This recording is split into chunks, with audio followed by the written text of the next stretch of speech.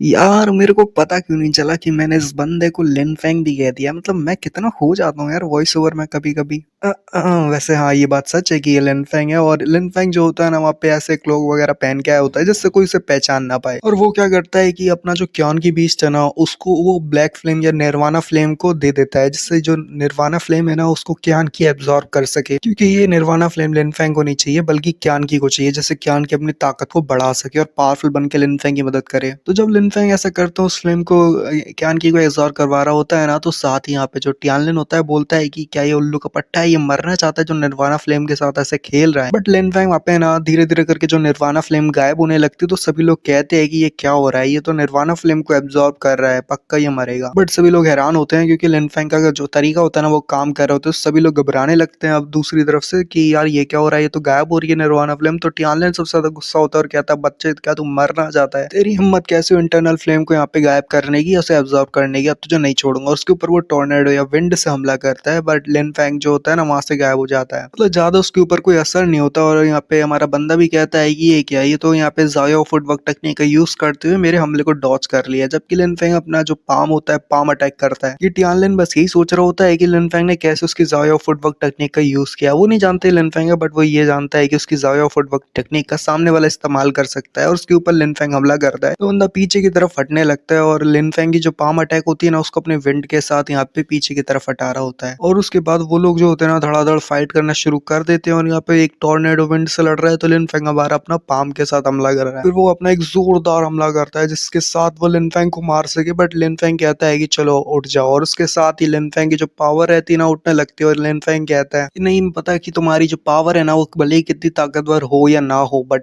मेरी जो ताकत है ना वो तुम्हारे सामने तो बहुत ज्यादा है, और तुम्हारी विंड की पावर भी मेरे सामने कुछ नहीं है। और एक बड़े से ब्लैक गोले को या कोई ऐसा कोई गोला या बॉल रहती है उसको सामने उसकी विंड की तरफ थ्रो करता है, तो उसकी जो विंड होती है ना उसको डिस्ट्रॉय करती है। वो जो सर्कल होता है वो आगे बढ़ रहा होता है। लिनफे कहता है एक्स्ट्रा फोर्स एनर्जी, और साथ ही यहाँ पे वो बहुत सारी पाम से दोबारा हमला करता है, और इस बार बहुत ज्यादा तादाद में पाम अटैक होता है। जबकि टियानलिन भी अपने कुछ पावर को गैदर करता है और कहता है नहीं बचेगा लड़के, और उसकी पाम्स के ऊपर वो भी बहुत ज्यादा ताकतवर हमला करता है और दिखाते हैं, बट कुछ होता नहीं। बल्कि यहाँ पे जो वो सर्कल रहता है ना वो टियानलिन के साथ टकराता है, तो टियानलिन को पीछे हटने पे मजबूर कर देता है। ये टियानलिन के दिमाग में बस यही चीज चल रही होती है, ये जो क्लोक वाला इंसान है आखिर ये ऐसा क्या लेके आया है जिसकी वजह से निर्वाणा फ्लेम है ना उसको धीरे धीरे एब्जॉर्ब करता जा रहा है। आखिर ये बंदा आउट ऑफ नोवेयर यहाँ पे निकल के ऐसा कर क्यों रहा है। और सभी लोग बहुत ज्यादा शौक होते हैं, और दूसरे जो जीनियसेस होते हैं ना, जो हेवनली मार्शल जीनियसेस हैं, उनके बाकी सारे जो जीनियसेस हो वो भी आगे बढ़ते हैं। एक बंदा आगे बढ़ के कहता है ये कमीना गई का, इसकी हिम्मत कैसे हुई यहाँ पे हमारे सामने होते हुए, हम सभी जीनियसेस के सामने होते हुए निर्वाणा फ्लेम को ले जाने की कोशिश करने की, मैं इसको नहीं छोड़ूंगा। वहीं पे रुक लड़के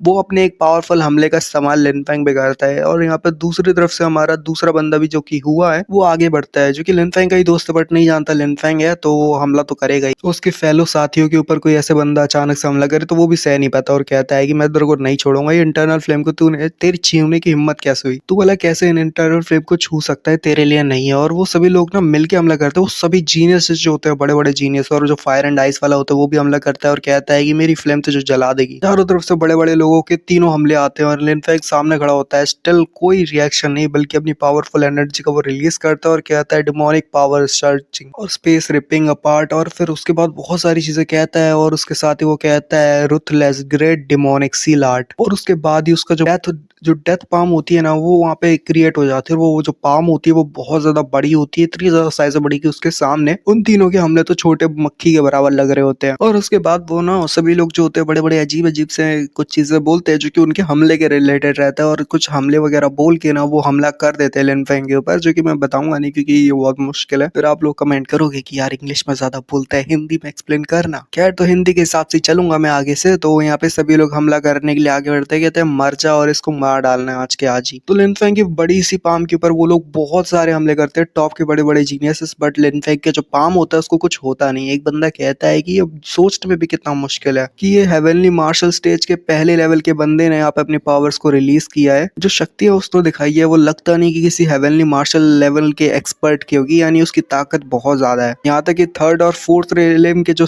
एक्सपर्ट है ना, बड़े बड़े एक्सपर्ट, हेवनली मार्शल एक्सपर्ट, वो भी उस लड़के के सामने ठीक से टिक नहीं पा रहे, उसको जख्मी नहीं कर पा रहे। जबकि वो लड़का अकेला जो कि हेवनली रेलम के पहले लेवल पे है वो हमला कर रहा है, वो भी बड़े बड़े जीनियस का एक साथ। मतलब ये बंदा अलग ही लेवल पे है, पता नहीं इसकी जब पावर बढ़ेगी तो ये कितना ज्यादा ताकतवर हो जाएगा। दूसरा कहता है हेवनली मार्शल जीनियसेस वो डिसाइपल्स होते हैं जो अपने से भी हायर रेलम के बंदों को आसानी के साथ हरा दे, बट ये लड़का जो बाकी सारे हेवनली जीनियसेस के सामने है, ये लड़का उनसे लेवल में भी कमजोर है, बट जरा देखो स्टिल वो उनका सामना कर रहा है और कैसे सभी जो जीनियसेस है उनका सामना करते हुए सभी को हरा रहा है। लिन फेंग जो होता है ना वो सामने खड़ा होता है सभी लोगों के, बिल्कुल कुछ नहीं कह रहा होता, मतलब स्टिल खड़ा होता है जैसे कोई दिक्कत ही नहीं है भाई। सभी लोग कह रहे होते हैं कि चलो सभी लोग मिलके इस बार दोबारा हमला करते इसको मार डालेंगे, तो टियानलिन कहता है कि मार्शल स्पिरिट, और उसके बाद धीरे धीरे करके ना वो सभी लोग अपनी मार्शल स्पिरिट को बाहर निकालते हैं। तो सभी अपनी पावरफुल मार्शल स्पिरिट को बाहर निकालते हैं, ब्रदर हुआ भी बाहर निकालता है और उसकी जो मार्शल सोल रहती है वो भी पावरफुल रहती है और वो कहता है पेयर मतलब आ जाओ, और दूसरा जो आइस एंड फायर वाला बंदा होता है वो भी कहता है मार्शल सोल बाहर आ जाओ, और सभी की जो मार्शल सोल होती है ना वहाँ पे बाहर आ जाती है। लिन फेंग एक जगह पे खड़ा होता है जबकि कुछ लोग बातें कर रहे होते हैं और कहते हैं मार्शल एम्पायर डिसाइपल्स की जो सबसे बड़ी ताकत होती है वो उनकी मार्शल सोल होती है जो उन्हें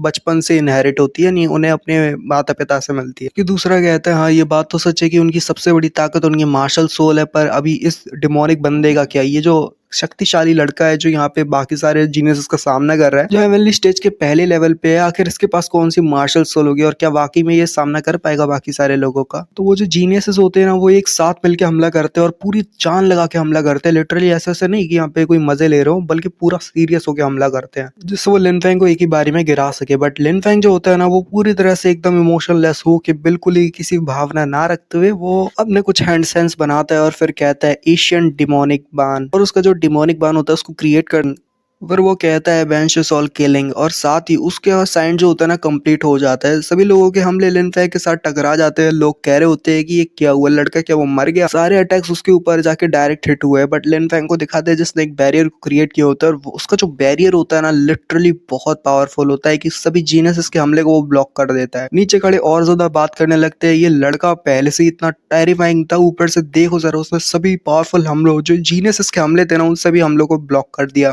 ताकि एक छोटी सी खरोच तक उससे नहीं पहुंची। आखिर ये बंदा है कौन जो हेवनली मार्शल स्टेज के पहले लेवल पे रहते हुए ऐसी डिमोनिक पान टेक्निक का यूज कर पा रहा है जिससे वो किसी भी हमले को ब्लॉक कर सकता है। ऐसा लग रहा है जैसे कोई फॉर्मिडल पावर या ऐसा ही ना, मतलब ऐसी डिमोनिक ताकतें जो हमने आज के समय में तो बिल्कुल नहीं देखी, ऐसी ताकतों का इस्तेमाल कर रहा है। जबकि लिन फेंग जो होता है ना अभी भी सारे हमले को ब्लॉक करता है और उनके जो हमले होते हैं वो भी डेसिपेट हो जाते हैं क्योंकि उसका कोई फायदा नहीं होता। टियानलिन मन में कहता है कि आखिर ये है कौन, ये अपने पहले लेवल पे होकर इतना पावरफुल कैसे है, हमने जो मार्शल सोल की ताकत अपने फादर और मतलब दादा परदादा से हासिल की है, वो ब्लड लाइन की पावर इतनी ज्यादा पावरफुल होती है और स्टिल जरा देखो ये लड़का कैसे उसको सामना कर लिया और मतलब इसको ब्लॉक कर लिया। फिर कौन सी ये डिमोनिक आर्ट्स का इस्तेमाल कर रहा है जो इतनी ज्यादा खतरनाक है, या फिर ऐसा हो सकता है कि इसने सुप्रीम एम्पर स्क्रिप्चर को जो है ना हासिल कर लिया, जो सुप्रीम मार्शल स्क्रिप्चर होती है ना मार्शल एम्पर मतलब माल, तो क्या उस लड़के को ये मिल चुका है क्योंकि तभी ये हम सभी का सामना कर सकता है अगर इसके पास वो स्क्रिप्चर हुआ तो वो एम्पर का स्क्रिप्चर। जबकि एक्चुअली में ना वहाँ पे उन सभी के साथ कोई डिमोनिक सेक्टर का एक और बंदा आया होता है जो कि डिमोनिक के रिलेटेड ज्यादा समझदार है, कि उसको पता है कि हाँ ये डिमोनिक का सीन होता है और क्या क्या होता है। बंदा भी मन में कहता है लिन फेंग को देखते हुए कि ये क्या है, मतलब इसका जो डिमोनिक पावर है, डिमोनिक विल है इस पर्सन से जो निकल रहा है वो काफी ज्यादा प्योर और पावरफुल है, यानी कि ये डिमोनिक बंदा जो है वाकई का। तो एपिसोड का एंड ना यहीं पे होता है, नेक्स्ट एपिसोड के लिए 500 लाइक कर दो, बहुत जल्दी आ जाएगा। तो सायोनारा, बाय बाय।